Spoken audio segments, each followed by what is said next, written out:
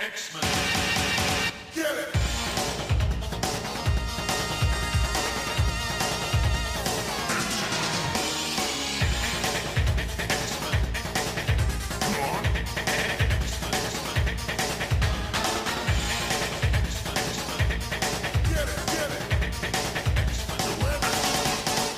Hey everyone, and welcome to another exciting episode of Battle of the Atom. This is your weekly X-Men podcast where we rank every story from A to Z. I'm Adam. And I'm Zack. Hey, Whoa. Adam. Man, remember last week when we were like so optimistic about the new year? I don't even want to say anything because I'm going to be real. Guys, we're recording this on Friday the 7th of January. The 8th. 8th. Friday the 8th. Time has no meaning. I'm sorry. It doesn't. It's been a week. It's been a week. We normally record on Tuesdays, so we're already behind. Mm-hmm. And everything's wild now. I'm desperately afraid of saying anything because I don't know what's gonna be like when it's Monday. Yeah, let's not jinx anything. Let's not say anything one way or another, except for, man, the days leading up to recording this have been quite eventful. Oh, sure. And but we've got some eventful stuff here on Battle of the Atom to talk about. Yeah, we sure do. And I figure what better way to unwind than after a terrifying week than curl up with some Chuck Austin comics. That's a real fun way to end the week. Okay, guys, I didn't tell Adam that we were doing Chuck Austin comics this week. I'm like, let me pull this up on Marvel Unlimited. Oh, no. Oh, yeah, baby. It's Chuckles the Truckles. He just keeps coming back to get us. Well, we're not going to start with Mr. Austin here. We're going to start with Mr. Morrison. We are, because this week we are talking all about the one and only Lorna Dane. She's Polaris. She was a major character in the TV show The Gifted, which, again, no one watched, and I stopped watching. Never finished the second season. But, Never finished the second season. Lorna was one of the good parts. Great characterization. Great performance there. But stuck on a show that could only use some X people, and it was a short list. Is it? I don't know if I've said it on the podcast, but I said it before. It's very weird that there were multiple shows going on at the same time, The Gifted and Legion, about Professor X and Magneto's kids, and Legion eventually used the words Professor Xavier in season 3 of the TV show, and The Gifted never got around to mentioning Magneto's name. I don't think they ever did that by name, but Lorna is definitely Magneto's daughter, not in question. Unlike, well, that has been in question in continuity, hasn't it? Like, okay, so this is unrelated to anything. Yeah. Who Magneto's actual kids are varies so much. So starting out, Magneto has no kids. Right. He's just evil supervillain. Mm-hmm. Then you find out that, oh no, Polaris is his daughter. Makes sense. And then it's like, oh no, it's just a trick. And then it's like, oh, was it? And then it's actually, these are my daughter and my son. They are twins. They are Quicksilver and Scarlet Witch. And then maybe Polaris is my daughter. Maybe she's not. And then it's like, oh, I actually had another daughter and she died in a fire. It was not great. Actually, a really brutal. sad time. Yeah. And then I murdered a lot of people, I being Magneto here. And then I think it was Lorna is definitely his daughter was the next step of that. And so were Scarlet Witch and Quicksilver, and everyone had a good time. And then we found out that Lorna was really dumb and thought she actually had a sister named Zaladane because of how last names... Zaladane was her first name. First name, right. It was her only name, and Lorna was Not like, oh, Zala. that makes sense. Oh, gosh. So anyway, then there was a magic spell that secretly turned out to be that Magneto didn't have Scarlet Witch and Quicksilver, which is very confusing. And I guess Lorna's his only kid now. That's the way it looks, and Wanda's the great pretender. So yeah, it's bad. How do we get into this mess? Who requested that we do a Lorna show here? Oh yeah, we got off topic. By the way, guys, this will be a limited editing episode because it's way later than we normally. We only got so much time here. Only got so much time here. Sorry about that. You're gonna have to deal with our ums and ums. But no, Robert over on Patreon did request this. He requested one of the stories on here, and we talked about doing a whole Lorna episode, specifically Lorna from this era, which is a lot of. There's a lot to talk about. Not good, but there's a lot to talk about. If you want to be like Robert, you can go on over to patreon.com/comicsxf. That's Comics Xylophone Foxtrot, where we can, we can do requests at the $5 a month level. You can get something added to the show. You can join.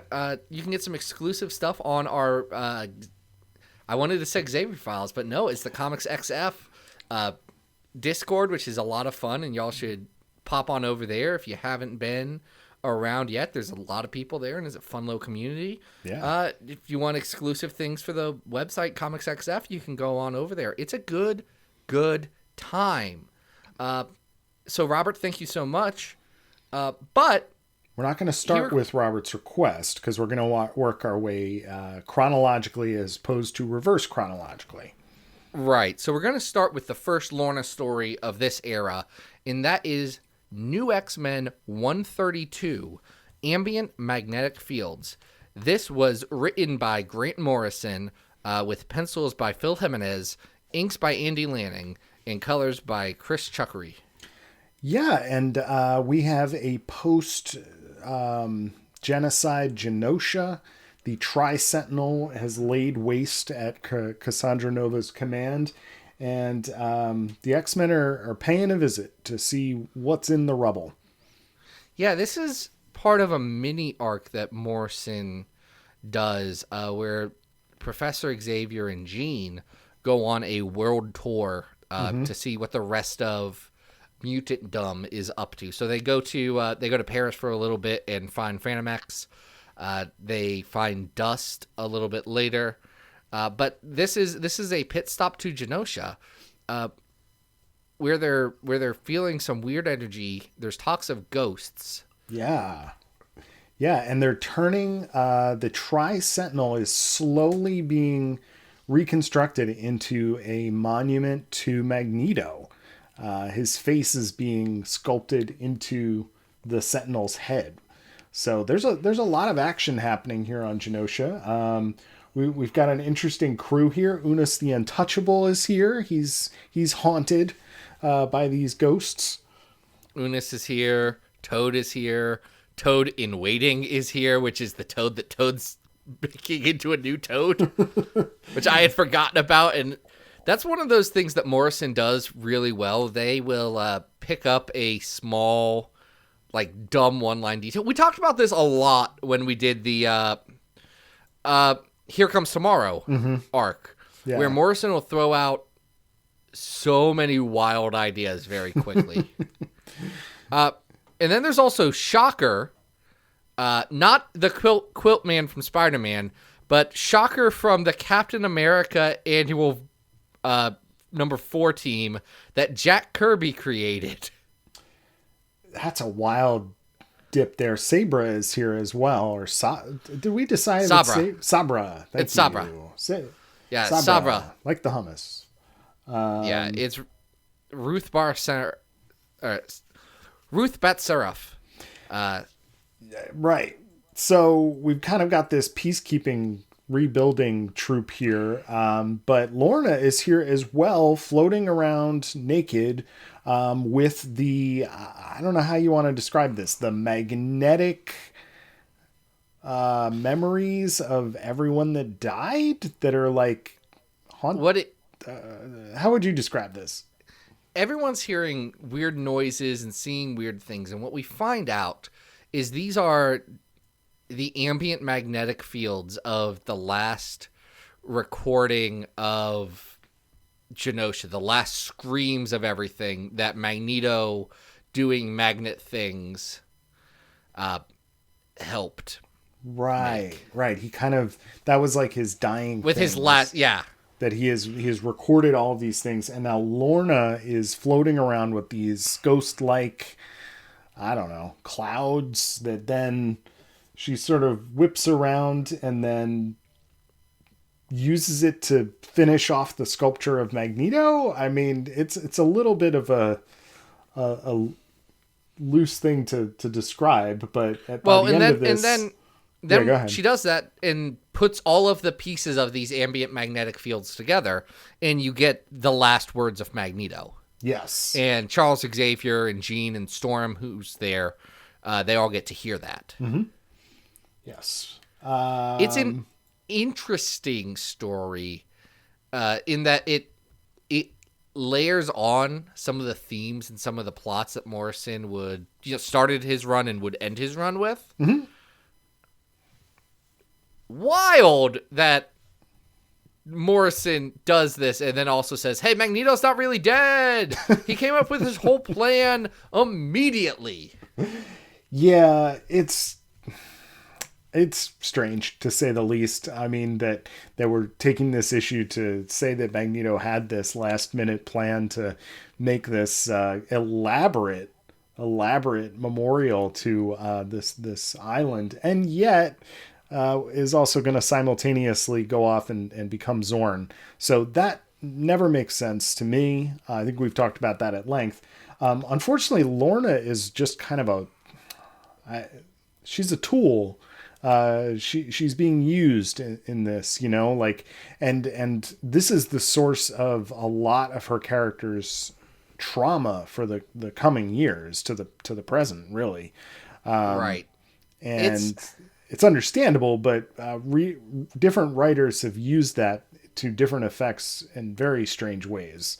Well, and I don't want to put all that blame on Morrison, because what they're doing is looking at a specific relationship that Lorna has with Magneto, mm-hmm. which can work for this story, and a specific power set that works really well. That's something that Morrison liked doing, is finding weird ways to put that stuff together. Yeah. And I don't think they do anything in this story to necessarily harm Lorna. Mm-mm. I think Lorna could have come back to the X-Men and said, that was weird. And not have done all of the bad things that happen next. Right. How do you feel about Phil Jimenez's art in this one? You know what? I think Jimenez is a pretty good artist, actually. It's obviously not stylistically a match for what Quitely does, but in terms of being sort of a house fill-in artist, I think he does a pretty good job. Listen, I like his stuff better than Igor Kordy, who does a lot of stuff right before him. Oof. And Kordy Ethan Van Sciver, who's the other fill-in artist. Yeah, if it had just been Jimenez, I think we might remember some of these issues a lot better, because the Kordy stuff is oof, it's really rough, and the less we say about EVS, the better. But I think Jimenez is doing a pretty good job here, actually, and sort of capturing this era and the looks of the characters. But overall, as a story, it's I feel like it should be more memorable than it is, but it's not gonna last with people as much as some of the other arcs. I think it's some interesting ideas that aren't executed as well as other things in Morrison's run. Right. So we have quite a few Morrison arcs now on the big old list. On what list? Which has what, like 453 stories on it now? What are we up to? You're talking about our big list of all the X-Men stories that we've been ranking from best to worst, where we have 453 stories. That's wild. The number one story on the list is House of X Powers of 10. Number 100 on the list is the Bendis arc of Ultimate X-Men where they go to Limbo. The 200th story on the list is X-Men Gold 30, a wedding that gets stolen by Gambit. 300 is Savage Wolverine 12 and 13, Come Conquer the Beast, which, is that Phil Jimenez? It could be. Which one? Oh. Savage Wolverine 12 and 13. Ooh. I feel like it might be. Keep talking. It is. It's Phil Jimenez. That was Jimenez the one with the writes poachers. And draws it. Yeah, the poachers, right? Yeah. And I think this is better than that. So, but to finish off what we were saying, the 400th story on this list is X-Men: The Hidden Year 6 and 7, and 453 is the Draco. We'll get back to that. Yes, we will. Yeah, I think this is better than 300, which is that Phil Jimenez story. I would agree, but I think it's poachers. Probably in the bottom half of the 200s. You know, like at 250, we have Happenings in Vegas. The first arc of the second volume of Exiles is around here. Well, our lowest new X-Men story right now is at 238. Here Comes Tomorrow. And I think Here Comes Tomorrow, which is wild.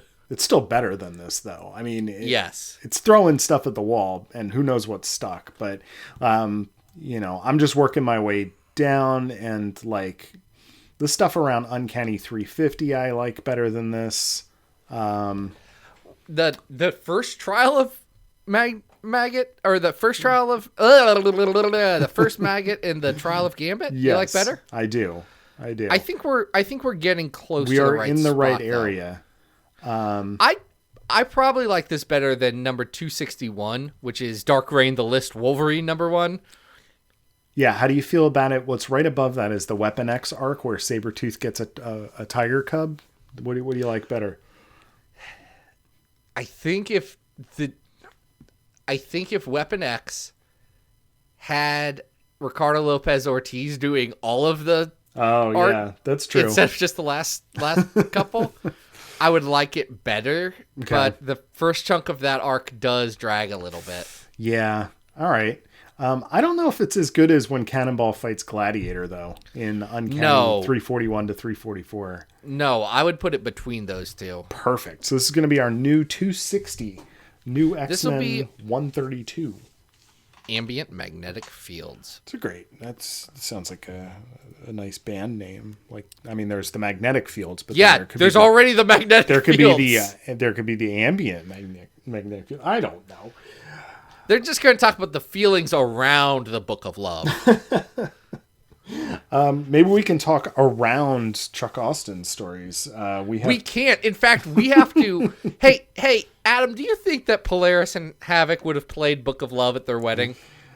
Man, I couldn't tell you because these don't even feel like those characters to me. It's so bizarre. Is long and boring. But they are going to take some sacred vows here in Uncanny X-Men 425 and 426. So there's a lot happening. Oh my God, so much to unpack. Literally right before this is Holy War. Which is bad. So bad. We've already talked about it. That one's really bad. This is Chuck Austin and Philip Tan. With Avalon Studios does the colors on this one. So Adam, here's the go ahead. 425 is an incredibly dense comic. Like, I'm trying to lay out the plot points between these two issues. So much happens in 425. It's true because we are, I mean, that's the whole bachelor party. It's also the whole wedding. It's actually the whole wedding the is wedding also itself. It's the reveal that Annie and Havoc have been in a relationship somehow, and it's also the confrontation between Annie and Iceman, in which she calls him a racist homophobe. Whoa, that's a lot for one issue, right? That's a lot for one issue. So here's the thing. After Havoc, we've not talked much about Annie. Now that Nurse Annie, we've not talked about Nurse Annie on this program. We have. No, we at have. Length. We have, but not at length. Not at length. We may have mentioned her. Yeah. So, because we've not covered the start of the Austin run. Let's start there. This is not in the issue, but Havoc went into the alternate world of Mutant X for a while. Mm-hmm. And he came back, and he was in a coma for a little bit. Or more, his body was comatose while his mind was in Mutant X world. It's fine. Anyway, that series had to get canceled, so he comes back. But for about a year, this nurse named Annie was taking care of him in ethically dubious ways because she thought she was dating him a little bit. He was comatose. Right. So that's weird. It's going to get weirder, Zach. It is. Anyway, she's in love with him. Takes him to the X-Mansion when he wakes up. Decides that the X-Men need a nurse because Chuck Austin forgot about Cecilia Reyes, who's not a nurse. She's a medical doctor, but that's fine. And Annie and her son Carter become supporting characters. Annie hates mutants. Right. She is an anti-mutanist. Yeah, it's bad. Her son, there's some weird subplots that never go anywhere with him. Mm-hmm. So best to leave that ignored. Well, we'll get to that because he is a mutant. And, that does factor heavily into this particular story. Because, spoiler alert, they actually have been in a relationship for the past year because the son Carter... While Havoc is engaged to Polaris, by the way. Right, while Polaris is engaged to Polaris. But Carter, this child, has essentially arranged for Annie and Havoc to be psychically dating each other in all of these different global locales. So, have you seen the movie? Have you seen the movie Serenity, Zach? Not the Firefly movie. Then no. Okay. Okay. So for anybody that does not want to hear me spoil a really terrible, fairly recent Matthew McConaughey movie, just fast forward a minute. But does Matthew McConaughey say a Zen anthem and then get speared through the chest in a very depressing way? This is the movie where we find out that that Matthew McConaughey is trapped inside of a fishing video game that has been programmed by his son. And inside the video game, he is trying to get his mother to kill his abusive stepfather. This... I'm sorry, hold on, because what you just said was wild. Uh-huh. But it's not that different from what we're talking about here. Because you're saying that there's... No, but it's different because this is a movie with Matthew McConaughey, Mr. Guy who really likes Lincoln cars. And Anne Hathaway.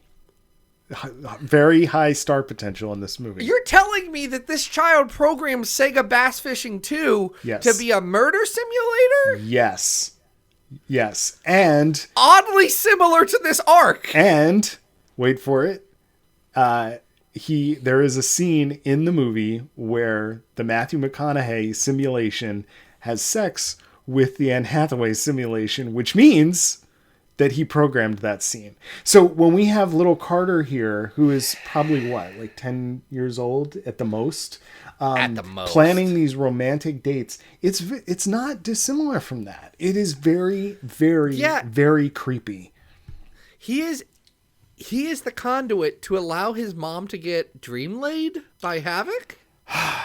It really does appear that way. And his mom sucks, by the way. Annie's not a good character. No. But everyone loves her. Iceman dates her in this. Moments for a hot minute. Moments after she calls him a racist homophobe. Yeah. That scene is terrible. Yeah, so we keep saying that. She calls him a homophobe because something he didn't know North Star was gay. Right. Which, okay, that's on him. Right. But I don't think he was being particularly homophobic, though I was rolling my eyes so hard about this whole thing.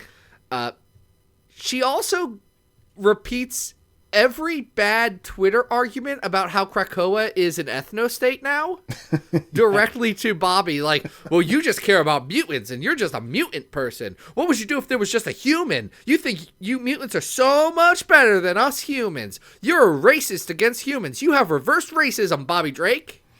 Then they make out. Right. With some very, very bad Oakleys on Mr. Drake. Okay, that's just what Bobby Drake wore for a while because he was cosplaying as Joe Casey. God. And the art is so bad. Philip Tan. Oh, Philip Tan is... Man, he's doing these Would weird... you rather... Yeah, go ahead. Would you rather have Philip Tan or Brett Booth? Because they're very similar in style. In that they use a billion lines. Look. For all of Brett Booth's character weaknesses, shall we say, and I don't want to impugn anyone, but I would much rather look at a Brett Booth piece of artwork than I would at these Philip Tan, whatever this is. They both have tendencies to lack internal organs of characters. But Philip Tan is all over the place. There's this Bobby panel I'm looking at right now. His shoulders look as big as the Juggernauts, and his head looks like a little olive. You know, when people are foreshortened, when faces are foreshortened and you're looking at them from above or below, they look absolutely insane. There's a splash at the end of 425. It's of Lorna, and we've got to get to the actual plot at some point because it's also buck wild. This is what happens when we talk about Chuck Austen comics. There's so much to focus on. There's too much happening. Too much happening. And it's all wild and it's all horrible. And it's all bad. There's with like a Peter David comic. There's like one bad thing to focus on per thing. Right. With this, there's like a billion in every direction, and they're buck wild. So there's a splash at the end of it, and I stared at it for like a good 5 minutes because it's Lorna up in the air like doing an attack pose. Mm-hmm. But everything about where her body is nuts. It looks like she's both leaning back with her like stomach, but then leaning forward with her head, and one of her knees is super far out, and like it's just. It doesn't make sense. Bad art. It does not make sense. I'll accept mediocre art if I can just keep reading. Mm-hmm. This art actively pulls me out of the story, and I dislike that. Yeah, I mean, I'm fine to be pulled out of the story. It's not a good story. Because you're right. At the end of 425, Lorna basically sucks up all the metal at the wedding. I'm assuming she does not suck up Zorn's helmet. Zorn is in attendance at this wedding. I like to think that Magneto was like, no, gonna keep this one on. That could have been awkward. Right. And appears in... she transforms all this metal into a makeshift Magneto costume and then goes off to try and kill Havoc and Annie and Carter, I guess. Yeah, so we should run this back just 1 second. Because they have this bachelor party and a bachelorette party. Oh, I forgot about that. We have to talk about that. Yeah, we have to talk about that. We have to, because it informs why Polaris does that absolutely insane thing you just described. That is true. Let's start with the bachelor party. No, let's start with the bachelorette party. Oh my gosh, all of this is bad. There's Zach, a bachelorette Zach, we have party. another one of these stories after this. Oh, I know. Chuckles the truckles. Why? All right. Go to the bachelorette. So there's a bachelorette first. party, and Husk, who's like a teenager, is there. Jubilee is there. Jubilee's there, Phoenix is there, Polaris is there. Danny Moonstar, it says, is listed as there. I don't remember that at all. Hard to tell what the a faces weird apart. group. Amazing that Polaris did not invite Emma Frost, who would defo want to do bachelorette party stuff. Anyway, they go to a strip club, and Jean gets a Gambit stripper. Yes. For Polaris, who it's said later that Polaris went home with the Gambit stripper. Because she was just talking. She doesn't sound like Polaris, and I know Polaris has had a lot of disjointed continuity and characterization, but she sounds like a completely different character, and that's weird. And this is not shaming her for that, but it's a bad look for a character to like. Okay, well, it's justified that Alex doesn't want to be with her now because look, she cheated on him. Like it's thrown out there for no reason. I'm fine with the Scott cheated on Jean with Emma story because I think that's a good story. This is just thrown out there for no reason. So that's bad. At the same time, the guys have a bachelor party for Havoc. Oof. And Cyclops decides to morally test his brother by making a shape-shifting stripper look like Nurse Annie. So I do think Cyclops would absolutely do this to his little brother. Because what a baller move on Cyclops. Be like, listen, Alex, I don't know how to tell you this. I had a bad first marriage. I want to make. I don't think you're going into this with the right attitude. I want to make sure that that Polaris doesn't turn into a demon sorceress and unleash literal hell on New York City. Oh my god! I would like that, little brother. And if they would have actually said that in the comic, I would have respected this so much more. But that's just me trying to make this make sense. Because instead, Havoc does this weird, like, how could you ever? She is so pure. How could you do anything to make me think that Nurse Annie could have breasts? And it's bad.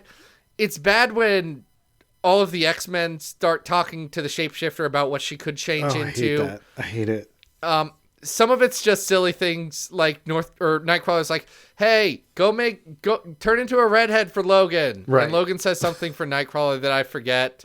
And then Hank says, yeah, Tigra? and turn into an underage girl Tigra. Hank says turn into Tigra. Which, okay, I can understand he's looking for. That would be a weird pairing. We should explore that on a different furry podcast. But then someone tells her to turn into an underage girl for Archangel, which reminds me of another horrible Chuck Austin thing that doesn't get addressed much in this run, which is his relationship with Husk, the teenage child. Yes, not covering that today. Nope, that's when we do She Lies with Angels, and whatever stories lead up to that. Anyway, Havoc realizes at the altar that he doesn't want to marry he doesn't want to marry Polaris. He wants to date Nurse Annie, and Polaris takes that poorly and does want to do a murder on everybody. Yes. So Lorna follows after them. We get the big reveal that this relationship has happened via this little boy. And then Juggernaut appears and just knocks the hell out of Lorna. And Havoc and Annie decide to get on an X-Jet, leave Carter with a babysitter, and fly to Paris and make out on the Eiffel Tower. The end. This is And then garbage. it's the Draco. The next thing to happen is the Draco. I know. We go from Holy War to this, to a really bad one-shot where they mourn Skin, but somehow get his name wrong. They get his actual Christian name incorrect. Jesus Christ. This is how Chuck Austin does arcs. These are arcs to him. I appreciate that Chuck Austin either does a 2-issue arc or a 4 billion issue arc and nothing in between. All right. This is bad. How bad is it? It's atrocious. The art's horrible. Every plot decision is baffling. Like, I think people need to read Chuck Austin, one, so that they can remember that no, actually everything about the Chuck Austin art run is bad, we're not just beating a very dead horse. No. And I understand. People have been making fun of Chuck Austin's X-Men for coming up on 2 decades now. It deserves every criticism. It does. Every criticism. At our bottom story is the Draco, and this is not the lowest point of Chuck Austin's X-Men. Nope.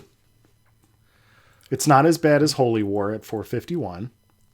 451 is Holy War. What I'm looking for is, because we have a couple other Chuck Austin stories on our list. Where's the one where they do the Chuck Austin Zorn one? That's got to be higher. Day of the Atom. Yeah, that's X-Men 157 to 160. That's at 367. Yeah, I think this is worse than that. I do too. I think that might actually be the high point of Chuck Austin's X-Men. The last thing he did, the last thing he did is also horrible because it ruins the only good character dynamic he had in that entire dang book. Yeah. This is worse than Poptopia at 382. Easily. I think this might be worse than at 396, the first 6 issues of Emma Frost Higher Learning. Yeah, I do too. It's worse than Origins. Origins is just boring at 413. Yep, I would agree. X-Men Forever by Fabian at 428. Well, I feel like I'd give the edge to Fabian. He did his homework for that. You know what I mean? Like the characters don't even feel like the characters here. And at least Fabes did some like continuity homework for that, especially even if it's bad. My floor, I think, is Eve of Destruction at 433. Okay. Because below that, you get incompetently made or actually offensive comics. And this is just... It's bad. Oh, I mean, this one is incompetently made. Sure. I think it's probably better than Eve of Destruction. It's definitely better than the X-Men animation special that's right below it. Yeah, I would say so. I don't know though. Is it even as good as the Silver Age AVX at 432? Silver Age AVX is pretty bad and does have a weird aside where Warren finds an island of bird people. Oh, I like those bird people. I heard those bird people came back. Somebody I'm told sure me they that. did. I'm sure Roy Thomas brought back something from Golden Age continuity. I would put money on that. Right. Is it? Go ahead. I think this is 430 is a couple spots above it, and it's the Shatterstar Saga. Mm-hmm. And then right below that's Apocalypse the 12. We're in the right spot. We are. You know what? I'll say it's a little better than the 12. What do you think? I think it's better than... it's probably better than the Shatterstar Saga. There you go. It's not as good as the Marvel Superhero Special 6 through 8, where Roy Thomas comes back and does a freaking unrecognizable Outback era story. He doesn't know anything about what's going on. Jeez, Roy the boy. All right, so this is our new 430. It is. We got to talk about the last story on our list, which is better Chuck Austin comics, but also I think mostly because it's just less baffling. I understand why he's making the bad decisions he's making here, but they're still bad. Yeah, this is also bad. This is of Darkest Nights, which is Uncanny X-Men 442 and 443. Yep, this was our request. This is what Robert wanted us to talk about. Oh, okay. It's Chuck Austin and Salvador Roca. Danny Miki does the inks on this. Udon colors. I can't get as mad about this request. If the request was Sacred Vows, I'd be more angry. This one is just basically the Magneto reveal has happened. Magneto has laid waste to New York, and Wolverine and Professor X are being escorted by S.H.I.E.L.D. to Genosha to bury Magneto's body, Wolverine and Professor X basically get into a big argument that then turns into a big argument between Xavier and Lorna. And that's pretty much it, right? Yeah, so we gotta place this in continuity. This was published in June 2004. If you look at that, Morrison's time on New X-Men had ended by now. Right. And this is the 2-issue arc that, at the same time this is coming out, there's that 2-issue arc that Chuck Austen did of New X-Men to wrap up the series. That's kind of a nothing story about the fallout from the Magneto stuff. So let's be clear at this point, because Excalibur launches in the next month, they have understood that actually they're going to retcon everything that happened with Zornito. Yeah. That retcon is already coming. They know there are pages drawn. They know. Yeah. And yet. And yet, we get 2 issues that start out with Wolverine yelling at Professor Xavier on a plane because he doesn't want to bury Magneto because Magneto did a genocide. Fair. And then killed Jean, specifically. And then Wolverine cut his head off. You wonder why Wolverine is even here, to be honest with you. What is the reasoning behind Logan accompanying Xavier on this trip? It doesn't make a lot of sense.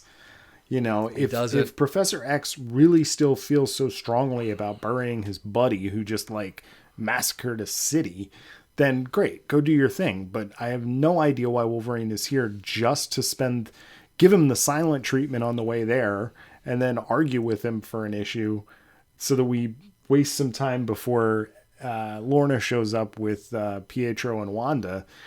And then it's Xavier and Lorna arguing for an issue. Yeah. So how many days after Magneto's attack on New York do you think this was? Was this more than a week? It doesn't feel that. I mean, I almost think it wouldn't. It would be very, very quick because Magneto is Jewish. Right. Even if he's not an actively practicing Jewish man, they would follow Jewish burial traditions. So let's assume that less than 24 hours ago, Professor Xavier was very much naked in a tube watching Magneto destroy everything, and he wants to give his friend a very honorable burial in the country that his friend was running as a tyrannical dictator. Sure is weird, right? Sure is weird. The way Professor X is written here doesn't make a dang bit of sense. So the arguments that he gets into here, I can't even vocalize his arguments. They don't make sense. No, they don't make sense. It's we should respect him. And it's Charles, I know that we should respect Claremont Magneto. And I know that we should respect post 2011, 2009-ish Second Coming Magneto. Right. But not this one. Not the way that Morrison 1992 to 1990 or 1992 to 2004 Magneto. Maybe we don't want to be on his side. Maybe the amount of genocide that he did was too much. Yeah. It's a baffling set of arguments in here, especially when the culmination of them is that the Tri-Sentinel that got turned into Magneto, Lorna makes into a weird sculpture with Magneto, helmetless Magneto, Professor X, and a Phoenix symbol. Yeah. Okay. Wait. Can we talk about that's after Wolverine in the middle of this argument scales the giant statue with his claws while arguing to slice it up. Yep. He decides to do a little damage there. So he's acting like a petulant child, and breaking toys. And then Lorna comes in. The argument that Lorna and Professor X have is not about you should bury Magneto or you shouldn't. It's, hey, Magneto was right, and I'm going to do more genocide now, Professor X. I'm Lorna. I will be back on the X-Men in an issue. I want to do genocide now. Well, but it is kind of... She says... Yeah. She's like, Magneto should have killed a lot of people. Maybe Magneto should have killed more people. Yeah. I mean, she's trying to justify his actions based on Cassandra Nova's actions. But then concludes the argument by saying, I don't want to kill you, Professor X, and like go in peace, I guess. It's very odd. And I find all of it doesn't seem to, and to a certain extent, I feel for anybody that has to like write their way out of what Morrison did with Magneto, because it makes sense with Eve of Destruction and where Magneto was before Morrison started writing his book. I think it makes sense with like Fatal Attraction Magneto. Exactly. We've been over that. That does make sense. It tracks.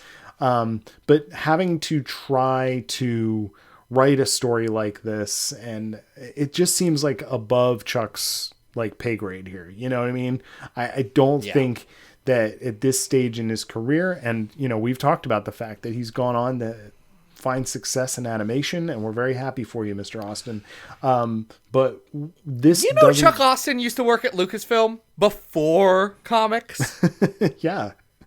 But I did not know that until I read it while reading Miracle Man this week that mentions it. Weird. Chuck Austin does like one fill-in thing for Miracle Man. Interesting. Miracle Man is actually a good first 2 parts, and then a third part that just loses me. Never honestly. read that. The original writer, it's very unrelated to all this. It's very informative of Alan Moore. Mm-hmm.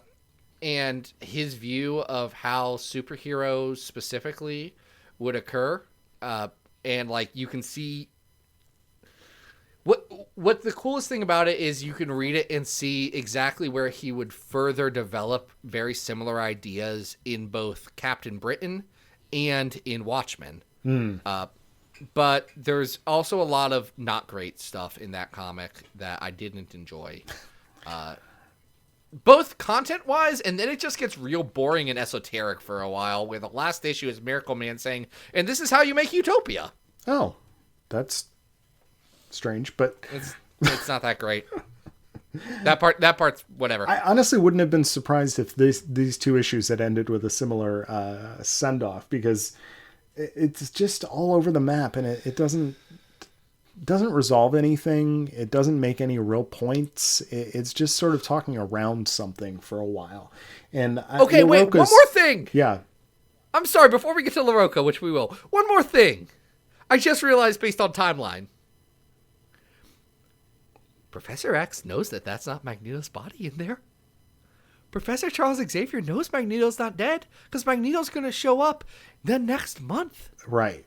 And be like, hey, bud, whose body's that?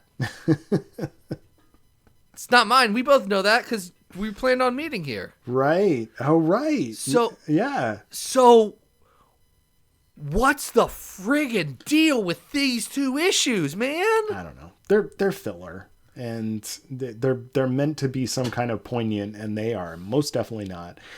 And LaRocca's art doesn't do anybody any favors here. It's very static.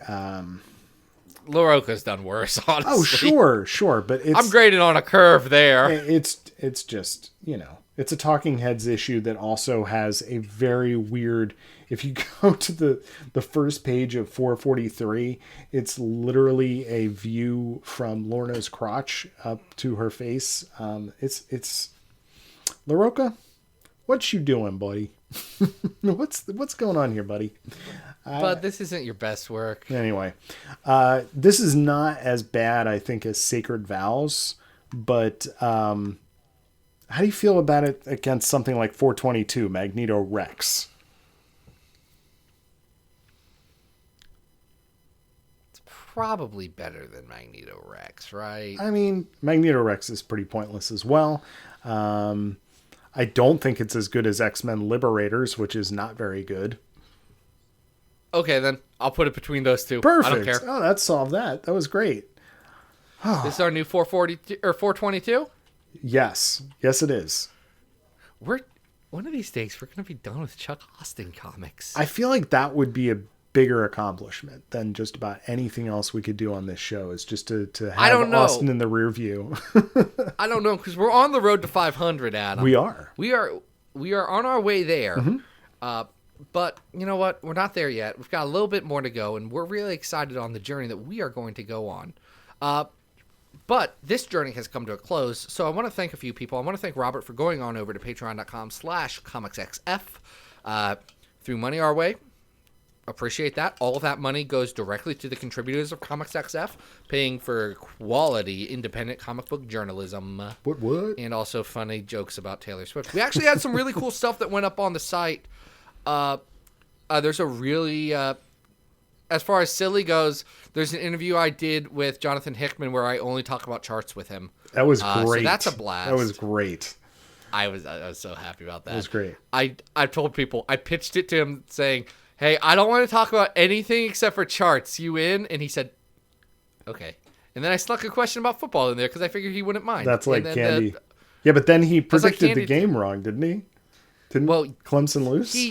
Clemson did lose to the Ohio State University Buckeyes. I'm allowed to be an Ohio State fan because I'm from Ohio. It's the only school that we cheer for. It's fine, folks. It's fine. I'm just very blessed. Tonight they play in the national championship game against Alabama. And here's one thing I can say: Ohio State has had some coaches that have had not great histories. None of them have tried to commit treason recently. So A+ for Ohio State. Go screw yourself, Tommy Tuberville. Speaking of critical thinking around recent acts of treason, I would like to just highlight Jude Jones's piece from this week on the more serious side, an absolutely outstanding and astute reaction piece. So check that one out. And anything else you want to plug for the site? No, those were the two I was going to plug. I knew it. There's actually the last week in some change that we've been doing. The new site has been absolutely fantastic. I'm so overwhelmed by the response we've gotten, some of the incredible work that's gone out. I feel like everyone working on the site has stepped up their game now. Like, I legitimately feel like maybe it's just me noticing, but something clicked. I am so proud of every one of the writers for that on our team, and it's great. So would love it if you would support it. You get cool benefits, like I mentioned, the Discord. I'm going to be popping on over there right after I finish this to go chat with some folks because it's a fun time. It's just a good thing. Go check that out. Any level's fine. Hey, Adam, where can people find you on the internet? You guys can always follow me on Twitter at Arthur Stacy. And Zach, what are we doing next week? Next week, we have a very special interview with Vita Ayala. We're really excited to have Vita back. Yeah, it's been a too while. long. And have you read their New Mutants? It's so good. It is awesome. We're going to get into some Shadow King content. Woo! Listen, I've got... If y'all are looking for spoilers, I don't know... No. I don't know why you would come to us. We don't do that. No. And here's the thing. Most interviews don't do that. I don't know why you would expect it. That's not a thing that interviews do. No. So stop asking. Yes. But we're excited about that. It's going to be a load of fun. And then if you want to ask questions for that, make sure you Tuesday, probably the day after this goes up, be checking out the Comics XF Twitter at Comics XF. And I'll be putting out a call for questions. Y'all can throw some stuff our way, and Vita's way. Don't ask about spoilers, and don't ask where your favorite character is or when they're going to show up, because that's a boring question. It's just not fun. It's not fun. And the answer is just wait, because there's so much stuff they're throwing at us. It's crazy. Everything has shown up on Krakoa at this point. There's a book where part of the preview image is Loa and DJ, irrelevant characters. Let's be fair. Wow. There's Loa fans out there. Watch yourself. There's Loa fan out there, and I checked. They moved on their Twitter account that always asked where Aloni Ryan Loa was. Wow. There you go. Well, but we're gonna move on, I think, and end this episode. Adam, it was so fun. It was. We learned a lot. Until next time, guys, this has been Battle of the Atom. We hope you survived the experience. Get it!